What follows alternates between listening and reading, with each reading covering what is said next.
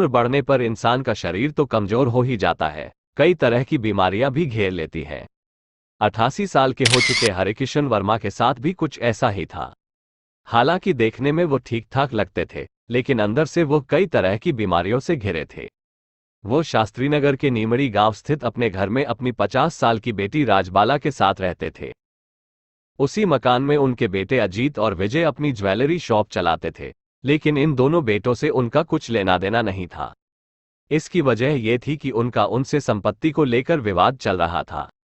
उनका छोटा बेटा अरविंद, जो उत्तरी पश्चिमी दिल्ली के सरस्वती विहार में रहता था, वही उनकी देखभाल के लिए रोज आता था।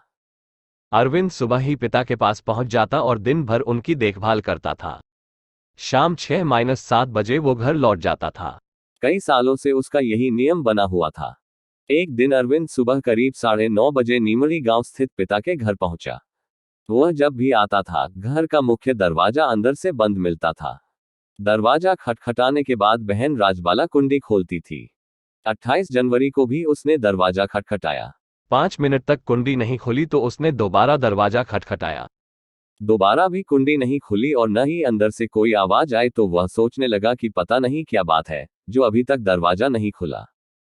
उसने आवाज देते हुए दरवाजे को धक्का दिया तो वह खुल गया। वो जैसे ही गैलरी में पहुंचा, उसे किचन के सामने राजबाला औंधे मुंह पड़ी दिखाई दी। बहन को उस हालत में देखकर वह घबरा गया। दौड़कर उसने बहन को सीधा किया तो शरीर अकड़ा एवं ठंडा था। नाक और मुंह से थोड़ा खून भी निकला हुआ था, जो सूख चुका था। बहन की हालत देखकर वह सहम उठा। उसे पिता की निशचता हुई तो आवाज देते हुए वह सामने वाले कमरे में गया। वहां टीवी चल रहा था और उसके पिता, जो लुंगी बांधे रहते थे, वह बेड पर पड़ी थी। इसके बाद वह सामने वाले कमरे में गया तो वहां पिता रजाई में लिपटे हुए मिले।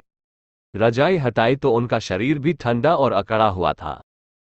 उन्हें पेशाब की जो नली लगी हुई थी, वो जस की तस लगी थी। बहन और पिता की हालत देखकर अरविंद चीखता हुआ बाहर आया और सभी को यह बात बताई। इसके बाद उसने यह सूचना दिल्ली पुलिस के कंट्रोल रूम को दे दी। नीमड़ी गांव के नजदीक मुख्य रोड पर स्थित पेट्रोल पंप के पास अक्सर पुलिस कंट्रोल रूम की वैन खड़ी रहती है। 100 नंबर पर कॉल होते ही वैन नीमड़ी गांव पहुंच गई और हरिकिशन तथा उनकी बेटी राजबाला को बाड़ा नक्शदूराव अस्पताल ले गई, जहां डॉक्टरों ने दोनों को मृत घोषित कर दिया। चूंकि यह क्षेत्र उत्तरी दिल्ली के थाना सराय रोहिल्ला के अंतर्गत आता था, इसलिए पुलिस कंट्रोल रूम से यह सूचना थाना सराय रोहिल्ला को दे दी गई। हरिकिशन और उनके बेटों को थाना सराय रोहिल्ला के ज्यादातर पुलिसकर्मी जानते थे। इसकी वजह यह थी कि हरिकिशन और उनके बेटे आए दिन झगड़े की शिकायतें लेकर वहां आते रहते थे। उनके बीच प्रॉपर्टी को लेकर काफी समय से झगड़ा चल रहा था। इसीलिए सूचना पाकर कार्यवाहक थाना प्रभारी साहिब सिंह लाकड़ा, एसआई आलोक कुमार राजन, कांस्टेबल यशपाल को लेकर नीमड़ी गांव पहुंच गए। वहां से पता चला कि पुलिस कंट्रोल रूम की वैन हरिकिशन और राजबाला को हिंदूराव अस्पताल ले गई है, तो कांस्टेबल यशपाल को घटनास्थल पर छोड़कर साहिब सिंह लाकड़ा और एसआई आलोक कुमार हिंदूराव अस्पताल जा पहुंचे। साहिब सिंह ने वहां मौजूद मृतक हरिकिशन के बेटे अरविंद से बात करने के बाद इस घटना की जानकारी एसीपी मनोज कुमार मीणा और डीसीपी मधुर वर्मा को दे दी।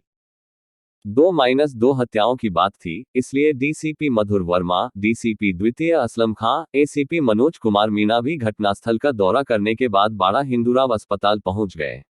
सूचना पाकर हरिकिशन के अन्य दोनों बेटे विजय वर्मा और अजीत वर्मा, जिनसे उनका झगड़ा चल रहा था, वे भी अस्पताल पहुंच गए थे। उन्होंने भी अपने पिता और बहन की हत्या पर दुख जताया। पिता और बहन की हत्या हुई थी, इसलिए दुख होना स्वाभाविक था। पुलिस ने इन दोनों भाइयों से भी बात की। उन्होंने बताया कि जिस मकान में पिता और बहन की हत्या हुई है, उनका वो मकान मेन बाजार में है। उसी मकान में 2 दुकानें बनी हैं, जिनमें वे महालक्ष्मी ज्वेलर्स के नाम से ज्वेलरी का धंधा करते हैं। वे रोजाना सुबह 10 बजे के करीब अपनी दुकानें खोलते हैं और रात 9 बजे बंद करके सरस्वती विहार स्थित अपने फ्लैटों पर चले जाते थे। आज जब वे अपनी दुकानों पर आए तो उन्हें पिता और बहन की हत्या की खबर मिली। जब उन्हें पता चला कि दोनों को बाड़ा हिंदूराव अस्पताल ले जाया गया है तो वे वहां आ गए। आप दोनों बता सकते हैं कि इनकी हत्या किसने की होगी? साहिब सिंह ने पूछा। पता नहीं सर, ये किसने किया है? इस बारे में हम किसी का नाम भी तो नहीं ले सकते, लेकिन इतना जरूर बता सकते हैं कि कल रात 9 बजे के करीब जब हम दुकान बंद करके अपने घर के लिए निकले थे, तब दोनों ठीक ठाक थे। अजीत वर्मा ने कहा। अजीत और विजय से बात करने के बाद साहिब सिंह घटनास्थल पर आए। घटनास्थल के निरीक्षण में उन्होंने पाया कि घर का सारा सामान अपनी अपनी जगह पर रखा है। इससे साफ था कि ये हत्याएं लूट की वजह से नहीं की गई थी। उसी मकान के एक हिस्से में विजय और अजीत की ज्वेलरी की दुकानें थीं। हत्यारों को यदि लूटपाट करनी होती तो वे ताला तोड़कर दुकानों का सामान ले जा सकते थे, लेकिन दुकानों के ताले बंद थे। अब सवाल ये था कि ये हत्याएं क्यों और किसने की। थाने पहुंचकर अरविंद ने पुलिस को बताया कि उसके पिता और बहन की हत्या उसके बड़े भाइयों अजीत वर्मा और विजय वर्मा ने उनकी संपत्ति हथियाने के लिए की है। संपत्ति को लेकर बाप बेटों के बीच आए दिन झगड़ा होने की जानकारी पुलिस को थी ही, इसलिए जब अरविंद ने अपने दोनों सगे भाइयों पर हत्या का शक जताया तो पुलिस ने उसकी शिकायत पर अजीत वर्मा और विजय वर्मा के खिलाफ हत्या का मुकदमा दर्ज करके इस बात की जानकारी डीसीपी को दे दी। डीसीपी मधुर वर्मा ने हत्या के इस मामले को सुलझाने के लिए एसीपी मनोज कुमार मीणा के नेतृत्व में एक पुलिस टीम गठित की, जिसमें इंस्पेक्टर साहिब सिंह लकड़ा, एसआई आलोक कुमार राजन, राजीव कुमार, कांस्टेबल यशपाल, ताराचंद को शामिल किया गया। जिन दोनों भाइयों के खिलाफ मुकदमा दर्ज था, वे बाड़ा नक्शदूराव अस्पताल में थे। पुलिस टीम दोनों भाइयों अजीत वर्मा और विजय वर्मा को वहां से थाने ले आई। थाने में पूछताछ में दोनों भाइयों ने कहा कि प्रॉपर्टी को लेकर पिता से उनका विवाद जरूर चल रहा था, लेकिन हत्या करने जैसी बात वे सोच भी नहीं सकते। अपने समय पर वे दुकानें बंद करके स्कूटी से सरस्वती विहार चले गए थे।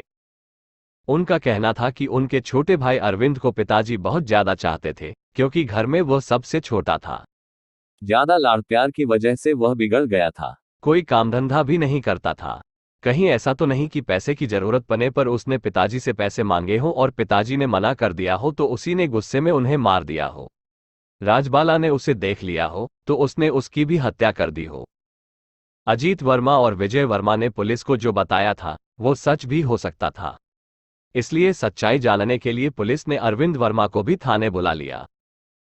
पड़ोसियों और दुकानदारों को जब पता चला कि जिन लोगों की हत्या हुई है, पुलिस उन्हीं के घर वालों को संदिग्ध मानकर पूछताछ कर रही है, तो उन्हें यह बात बुरी लगी। दुकानें बंद करके सभी इकट्ठा हुए और कहने लगे कि पुलिस इस मामले को गंभीरता से न लेकर घर वालों को ही परेशान कर रही है। इस बात से नाराज होकर सभी पुलिस के खिलाफ नारेबाजी करने लगे। एसीपी मनोज कुमार मीणा और अन्य अधिकारियों ने भीड़ को समझाया और विश्वास दिलाया कि उन्हें कातिलों का सुराग मिल चुका है, इसलिए कातिल जल्द ही पुलिस की गिरफ्त में होंगे। पुलिस किसी निर्दोष को कतई नहीं फंसाती। उनके काफी समझाने के बाद भीड़ शांत हुई। पुलिस पर मामले के खुलासे का दबाव बढ़ता जा रहा था। अरविंद और उसके दोनों भाई पुलिस की गिरफ्त में थे। पुलिस दोनों उनसे अपने तरीके से पूछताछ कर रही थी। पुलिस ने पड़ोसियों से पूछताछ करके यह जानने की कोशिश की कि हरिकिशन और उनकी बेटी राजबाला की किसी से कोई दुश्मनी तो नहीं थी। इस पूछताछ में एक बात यह सामने आई कि हरिकिशन अकड़ वाले जिद्दी स्वभाव के आदमी थे। अगर कोई आदमी उनके घर के आगे गाड़ी खड़ी कर देता था तो वह उससे लेने को तैयार हो जाते थे। लेकिन ये झगड़े ऐसे नहीं थे जिससे कोई उनकी हत्या कर देता। हरिकिशन का नीमड़ी गांव में 100 वर्ग गज का जो मकान था वो वहां की मेन बाजार में था। मौजूदा समय में उसकी कीमत करोड़ों रुपए में थी। इससे पुलिस को लग रहा था कि ये हत्याएं प्रॉपर्टी को लेकर ही की गई है। तीनों भाई खुद को बेकसूर बता रहे थे। एसआई आलोक कुमार राजन जिस समय साहिब सिंह के सामने तीनों भाइयों से पूछताछ कर रहे थे, उसी समय इंद्रलोक चौकी के प्रभारी राजीव कुमार सीसीटीवी कैमरे की एक फुटेज लेकर आ गए। वह फुटेज हरिकिशन के मकान के सामने स्थित एक ज्वेलर्स की दुकान के सामने लगे सीसीटीवी कैमरे की थी। पुलिस को उस फुटेज से पता चला कि अरविंद रोजाना सुबह 9-10 बजे के बीच पिता के पास आता था और शाम 7-7:30 बजे तक वहां रहता था। वह 7:30 बजे के करीब मकान के मुख्य दरवाजे से बाहर निकलता दिखाई दिया था। पूछताछ में अरविंद ने बताया भी यही था। उसी फुटेज में 8:30 बजे के करीब एक युवक हरिकिशन के मकान के मुख्य दरवाजे से तेजी से निकलता दिखाई दिया। HD क्वालिटी के सीसीटीवी कैमरे की फुटेज में वह युवक साफ तौर पर घबराया हुआ दिख रहा था। उसके निकलने के कुछ देर बाद दो लोग तेजी से उसी दरवाजे से निकले। वे दोनों हेलमेट लगाए हुए थे। पुलिस ने वो फुटेज अरविंद को दिखाई तो उसने उन लोगों को पहचान कर बताया कि हेलमेट लगाकर निकलने वाले उसके बड़े भाई अजीत और विजय हैं। उनसे पहले जो युवक भागता हुआ निकला था वह विजय का बेटा विकास है। अरविंद ने बताया कि विकास कभी भी वहां आता था। घर से निकलते समय इतना घबराया हुआ क्यों था, ये बात उसकी समझ में नहीं आई। उस दिन अजीत और विजय घर के अंदर से हेलमेट लगा कर निकले थे, जबकि इसके पहले वे अपना हेलमेट हाथ में लेकर निकलते थे और स्कूटी पर बैठने के बाद हेलमेट लगाते थे। पुलिस ने वह फुटेज अजीत और विजय को दिखाए तो उन्होंने यह तो माना कि हेलमेट लगाए हुए वही घर से निकले थे, लेकिन उस दिन वे घर के अंदर से हेलमेट लगा कर क्यों निकले, इस बात का वे कोई उचित जवाब नहीं दे सके। पूछताछ के लिए पुलिस विजय के बेटे विकास को थाने ले आई। विकास को अलग ले जाकर जब उससे इस दोहरे हत्याकांड के बारे में सख्ती से पूछताछ की गई तो उसने सारी सच्चाई पुलिस को बात दी। उसने बताया कि उसी ने अपने पिता और चाचा के साथ मिलकर दादा और बुआ की हत्या की थी। बेटों द्वारा बाप और बहन के कत्ल की बात सुनकर पुलिस हैरान रह गई, क्योंकि एक बाप ने जिस तरह जी जान लगाकर अपने बेटों की परवरिश की थी, किसी लायक बनाया था, वही बेटे उनकी जान ले लेंगे ऐसा किसी ने सोचा भी नहीं था। खैर, केस खुल चुका था। अजीत और विजय, जो अब तक पिता और बहन की हत्या पर घड़ियाली आंसू बहा रहे थे और खुद को बेकसूर बता रहे थे, उनकी हकीकत सामने आ चुकी थी। पुलिस ने उन दोनों के सामने विकास से पूछताछ की। उसने उनके सामने भी हत्या का खुलासा कर दिया। अब विजय और अजीत कैसे हत्या से मना कर सकते थे, लिहाजा उन्होंने भी स्वीकार कर लिया कि इस डबल मर्डर को उन्होंने ही अंजाम दिया था। उन्होंने बताया कि पिता और बहन ने उनके सामने ऐसे हालात खड़े कर दिए थे कि उनकी हत्या करने के अलावा उनके पास कोई दूसरा उपाय नहीं था। विकास, विजय और अजीत से पूछताछ के बाद हरिकिशन और उनकी बेटी राजबाला की हत्या की जो कहानी सामने आई वह इस प्रकार थी। हरिकिशन वर्मा मूल रूप से हरियाणा के जिला झज्जर के रहने वाले थे। सन 1950 के आसपास नौकरी की तलाश में वह दिल्ली आए तो सन 1953 में दिल्ली के एक सरकारी प्राइमरी स्कूल में उनकी नौकरी लग गई। इसके बाद वह अपनी पत्नी लक्ष्मी देवी को भी दिल्ली ले आए। हरिकिशन की ड्यूटी गुलाबी बाग के स्कूल में थी, इसलिए उन्होंने वहीं नीमरी गांव में किराए का कमरा ले लिया। हंसी खुशी के साथ उनका समय बीत रहा था। वह एक एक कर 4 बेटों आजाद, अजीत, विजय, अरविंद और 4 बेटियों सावित्री, सरला, राजबाला और चंद्रकला के पिता बने। हरिकिशन के पिता हरलाल गांव में रहते थे। वह हरिकिशन के लिए अनाज वगैरह भेजते रहते थे। घर से सहयोग मिलने की वजह से हरिकिशन को किसी तरह की कोई परेशानी नहीं होती थी। उसी दौरान उनके पिता ने नीमड़ी गांव में उनके लिए 100 वर्ग गज का एक प्लॉट खरीद दिया था। वह प्लॉट गांव की मुख्य सड़क के किनारे था। हरिकिशन उसी प्लॉट में घर बनवा कर रहने लगे। उन्होंने अपने सभी बच्चों को पढ़ाया लिखाया। बच्चे जैसे जैसे जवान होते गए वह उनकी शादियां करते गए। बड़े बेटे आजाद की युवावस्था में ही मौत हो गई थी। उसके बाद उनके 3 बेटे रह गए थे। हरिकिशन ने उत्तरी पश्चिमी दिल्ली के सरस्वती विहार में एक 3 मंजिला मकान बनाकर एक एक फ्लोर अपने तीनों बेटों को रहने के लिए दे दिया था, जिसमें वे अपने अपने परिवारों के साथ रहते थे। उनका नीमड़ी गांव में जो मकान था उसमें अजीत और विजय ने अलग अलग 2 दुकानें बना ली थीं, जिनमें वे सोने चांदी की ज्वेलरी का धंधा करते थे।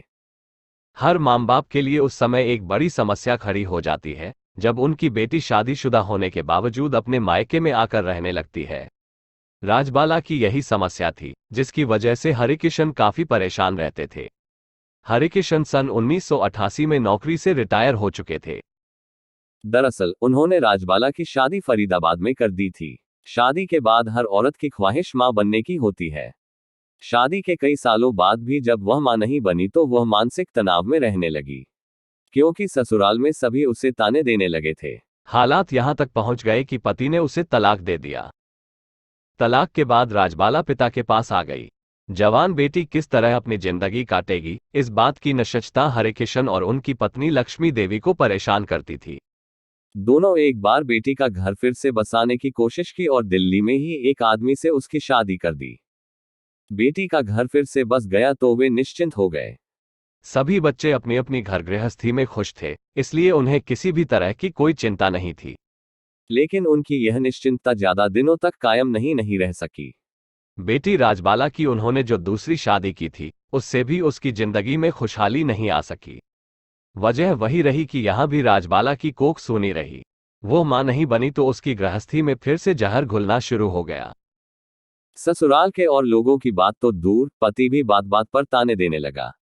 रोज रोज की बेइज्जती से राजबाला ऊब गई तो एक दिन ससुराल से मायके आ गई। ये सन 2003 की बात है। इसके बाद वह न ससुराल गई और न ही उसका पति उसे बुलाने आया। राजबाला ने इसे नियति का खेल मानते हुए हालातों से समझौता कर लिया और पिता के साथ ही रहने लगी। लक्ष्मी देवी राजबाला की बहुत चिंता करती थी। इसी चिंता की वजह से वह बीमार रहने लगी और एक दिन चल बसी। हरिकिशन वर्मा ने तीनों बेटों को सरस्वती विहार में एक एक फ्लैट दे रखा था। उन्हें अब बेटी राजबाला की चिंता थी। उनके न रहने पर बेटे राजबाला की देखभाल करेंगे या नहीं, इस बात पर उन्हें संशय था। इसलिए वह नीमड़ी गांव वाला मकान राजबाला को देना चाहते थे, जिससे भविष्य में उसे किसी का मोहताज न रहना पड़े। नीमड़ी वाले मकान में 2 दुकानों और उनके पीछे वाले 2 कमरों पर विजय और अजीत का कब्जा था। मकान मुख्य बाजार में था, इससे काफी महंगा था। अजीत और विजय को जब पता चला कि उसके पिता यह मकान राजबाला के नाम करना चाहते हैं तो उन्होंने पिता से इस बात का विरोध किया। हरिकिशन जिद्दी स्वभाव के थे ही। उन्होंने साफ कह दिया कि यह मकान उनका है, इसलिए वह इसे किसे देते हैं यह उनकी मर्जी। पिता के इस दो टूक जवाब से दोनों भाइयों को लगा कि अगर उन्होंने मकान दूसरे के नाम कर दिया तो उनके हाथ से दुकानें निकल जाएंगी, तब वे सड़क पर आ जाएंगे। उन्होंने पिता की बात का जमकर विरोध किया और यहां तक कह दिया कि वे किसी भी हालत में यह घर किसी दूसरे के नाम नहीं करने देंगे। इसी बात को लेकर बाप बेटों के बीच आए दिन झगड़ा होने लगा। इस झगड़े से परिवार 2 हिस्सों में बंट गया। एक तरफ अजीत और विजय थे तो दूसरी तरफ हरिकिशन, उनकी बेटी राजबाला और बेटा अरविंद। दोनों ही अपनी अपनी जिद पर अड़े थे। हरिकिशन ने भी ठान लिया था कि जो औलाद उनकी बात नहीं मान रही, उसे वह अपनी जायदाद से फूटी कौड़ी नहीं देंगे। उन्होंने दोनों बेटों से अपनी दुकानें खाली करने को कह दिया, लेकिन वे दुकानें खाली करने को तैयार नहीं थे। तब हरिकिशन ने दिल्ली उच्च न्यायालय की शरण ली। अजीत और विजय ने न्यायालय में अपना पक्ष रखते हुए कहा कि चूंकि वे हरिकिशन वर्मा की जायज औलादें हैं, इसलिए इस पैतृक संपत्ति पर उनका भी अधिकार है। जबकि हरिकिशन कहा था कि यह संपत्ति पैतृक नहीं है, इसे उन्होंने खुद खरीदी है, इसलिए इस संपत्ति पर वे अपना अधिकार नहीं जता सकते। अदालत ने फैसला सुनाया कि जिन दुकानों का अजीत और विजय उपयोग कर रहे हैं, हर महीने वे 1,500 रुपए किराए के रूप में हरिकिशन को दें। यह बात करीब 9 साल पहले की है। इसी आदेश पर दोनों भाई पिता को निर्धारित धनराशि देते रहे। विजय और अजीत ने अपनी दुकानों के पीछे बने कमरों में चांदी के सिक्के बनाने की मशीनें लगवा ली थी। बड़े ज्वेलर्स के ऑर्डर पर वे चांदी के सिक्के बनाकर पहुंचाते थे। इससे उनकी आमदनी बढ़ गई थी। राजबाला और हरिकिशन दुकानों को खाली कराने के उपाय खोजते रहते थे। इसलिए दोनों भाई दुकानों के शटर में ताले हमेशा अंदर से लगाते थे। अंदर से ताले लगाकर वे पीछे की गैलरी से होते हुए घर के मुख्य दरवाजे से निकलते थे। उसी समय राजबाला या हरिकिशन उनसे किसी न किसी बात पर झगड़ा कर बैठते थे, जिसकी शिकायत पुलिस कंट्रोल रूम के 100 नंबर पर होती थी। तब पुलिस मौके पर पहुंचकर दोनों पक्षों को समझा बुझाकर शांत कराती थी। जैसे जैसे हरिकिशन की उम्र बढ़ती जा रही थी और वह बीमार भी रहने लगे थे, इसलिए उनका छोटा बेटा अरविंद उनकी देखभाल के लिए रोज सुबह उनके पास आ जाता था। दिन भर उनके पास रहता और शाम को सरस्वती विहार स्थित अपने घर चला जाता था। उसका रोज का यही क्रम था। दिवाली या अन्य मौकों पर अजीत और विजय के पास चांदी के सिक्के बनाने के बड़े ऑर्डर आते थे, जिन्हें पूरा करने के लिए वे रात दिन काम करते थे। इनके काम को प्रभावित करने के लिए राजबाला 100 नंबर पर फोन करके शिकायत कर देती थी कि उसके भाई सिक्के बनाने में तेजाब का इस्तेमाल करते हैं, जिसकी स्मेल से उसके बूढ़े पिता को सांस लेने में परेशानी होती है। इस शिकायत पर पुलिस आकर उनका काम रुकवा देती थी। काम रुकने पर विजय और अजीत का नुकसान होता। इस तरह के फोन राजबाला अक्सर करती रहती थी। आए दिन के इस तरह के झगड़े से दोनों भाई परेशान रहते थे। एक दिन विजय के हाथ पिता के इसी मकान की एक पर्ची हाथ लग गई। वह पर्ची गांव वजीरपुर के प्रधान द्वारा लिखी गई थी। पहले जब लोग कोई प्लॉट या मकान खरीदते थे, गांव में इसी तरह की पर्चियों पर लिखापढ़ी हो जाती थी। हरिकिशन को भी प्लॉट की इसी तरह की पर्ची कटी थी। वह पर्ची हरिकिशन के पिता हरलाल के नाम थी, लेकिन हरिकिशन ने उस पर्ची पर कंकशटक करके अपना नाम लिख दिया था। विजय को इस पर्ची से लगा कि नेमड़ी गांव वाला प्लॉट उसके दादा हरलाल ने खरीदा था। यानी जिस प्लॉट को हरिकिशन अपने द्वारा खरीदा बता रहे थे, वह उनके दादा का खरीदा था, जबकि दादा की संपत्ति परिवार के लोगों की मर्जी के बिना किसी और को नहीं दी जा सकती थी। उसी पर्ची के आधार पर विजय ने 30 हजारी न्यायालय में इस्तगासा दाखिल कर प्लॉट की उस पर्ची पर कटिंग कर धोखाधड़ी करने वाले पिता हरिकिशन और भाई अरविंद के खिलाफ रिपोर्ट दर्ज कराने की अपील की थी। तब तत्कालीन महानगर दंडाधिकारी ज्योति कलेर के आदेश पर उस पर्ची की फोरेंसिक जांच हुई तो यह बात सिद्ध हो गई कि पर्ची पर कटिंग करके हरिकिशन का नाम बाद में लिखा गया था। इसके बाद कोर्ट के आदेश पर हरिकिशन और उनके छोटे बेटे अरविंद के खिलाफ सराय रोहिल्ला थाने में भादंवी की धारा 420/467, 468/120 बी के तहत रिपोर्ट दर्ज हो गई थी। इस केस में हरिकिशन की गिरफ्तारी हुई तो अरविंद ने अपनी अग्रिम जमानत ले ली थी। कोर्ट में केस चलने के बावजूद इन लोगों के बीच चल रहा झगड़ा बंद नहीं हुआ। छोटी छोटी बातों पर झगड़ा करके पुलिस को फोन करना आए दिन की बात थी, इसीलिए थाने का हर पुलिसकर्मी इन्हें अच्छी तरह से जानता था। झगड़े से विजय और अजीत का धंधा चौपट हो रहा था। उन पर लोगों का कर्ज भी हो गया था। शाम दोनों भाई इसी समस्या पर विचार कर रहे थे, तभी विजय का बेटा विकास आ गया। अपने पिता और चाचा की हालत देखकर वह भी परेशान हो गया। उनकी समझ में नहीं आ रहा था कि इस समस्या का समाधान कैसे निकला जाए। अचानक विकास तैश में आ गया। उसने कहा कि क्यों न इस समस्या की जड़ हरिकिशन और राजबाला को ही खत्म कर दिया जाए। उपाय अच्छा था। विजय और अजीत विकास की बात पर सहमत हो गए, लेकिन समस्या ये थी कि यह सब किया कैसे जाए। विकास ने कहा, यह बहुत आसान है। दादा और बुआ को गला दबाकर मार देते हैं, उसके बाद हम लोग निकल चलते हैं। यहाँ अरविंद चाचा भी आते हैं, वो दिन भर इनके पास रहते हैं। पुलिस जब पूछताछ करेगी तो हम अरविंद का नाम ले लेंगे। इस तरह एक तीर से दो शिकार हो जाएंगे। लालच में आकर तीनों ने हरिकिशन और उसकी बेटी राजबाला की हत्या करने की पूरी योजना बना डाली। शाम 7 बजे के बाद जब अरविंद वहां से चला गया तो 8 बजे के करीब उन्होंने अपनी दुकानों के शटर गिराकर अंदर से ताले बंद किए। इसके बाद वे तीनों गैलरी से होते हुए उन कमरों की तरफ गए जहां हरिकिशन और राजबाला रहते थे। राजबाला उस समय कमरे में बैठी टीवी देख रही थी। विजय उसके कमरे में इस तरह घुसा कि राजबाला को उसके आने की भनक तक नहीं लगी। विजय ने उसके पास पहुंचकर पहले एक हाथ से मुंह दबोचा और दूसरे हाथ से उसका गला दबाने लगा। राजबाला मजबूत जिस्म की थी। उसने खुद को छुड़ाने की कोशिश की। किसी तरह उसने खुद छुड़ा भी लिया। वह कमरे से निकलकर बाहर के दरवाजे की ओर भागी तो विजय ने उसे पकड़कर गिरा दिया और दोनों हाथों से गला घोंट दिया। अजीत और विकास उस कमरे में गए जिसमें हरिकिशन सोते थे। हरिकिशन उस समय रजाई ओढ़े सो रहे थे। आते ही विकास ने हरिकिशन का मुंह वहां पड़ी धोती से दबाया तो हरिकिशन जाग गए। उन्होंने अपना बचाव करते हुए विकास को गाल पर एक चांटा मारा तो विकास की पकड़ ढीली पड़ गई। तभी अजीत ने विकास को हटाकर खुद पिता का मुंह और नाक हाथ से दबा दिया। हरिकिशन तड़पने लगे तो विकास ने उनके पैर दबोच लिए। कुछ देर में उनका शरीर ढीला पड़ गया तो उन्होंने उनकी लाश रजाई में लपेट दी। उन्हें उम्मीद थी कि मकान के मुकदमे से जुड़े कागजात घर में रखी सेफ में रखे होंगे, इसलिए वे चाबी तलाशने लगे। राजबाला के कमरे में उन्हें एक बैग मिला जिसमें उन्हें अलमारी की चाबी मिल गई। वो चाबी विजय ने अपने पास रख ली। दोनों हत्याएं करने के बाद पहले विकास निकला। वो घबराया हुआ इधर उधर ये देख रहा था कि उसे घर से निकलते कोई देख तो नहीं रहा। इसके कुछ देर बाद सिर पर हेलमेट लगाकर विजय और अजीत निकले। जाते समय वे दरवाजे को भिड़ा गए थे। तीनों ने यही सोचा था कि घर से निकलते हुए उन्हें किसी ने नहीं देखा, लेकिन उनके घर के सामने ज्वेलर्स की दुकान के बाहर उच्च क्वालिटी के लगे सीसीटीवी कैमरे ने देख लिया था। यह शायद उन्हें पता नहीं चला। विकास मेट्रो से तो विजय और अजीत अपनी एक्टिवा से सरस्वती विहार स्थित अपने फ्लैटों पर चले गए थे। तीनों यही सोच रहे थे कि उन पर किसी को शक नहीं होगा, लेकिन उनकी हकीकत कैमरे से सामने आ गई थी। पुलिस ने विजय, अजीत और विकास से पूछताछ कर उन्हें 30,000 न्यायालय में महानगर दंडाधिकारी अजय कुमार मलिक के समक्ष पेश कर 2 दिनों के पुलिस रिमांड पर लिया। पुलिस ने सेफ की चाबी व अन्य सबूत इकट्ठे कर उन्हें फिर से उन्हीं की अदालत में पेश किया, जहां से सभी को न्यायिक हिरासत में भेज दिया गया।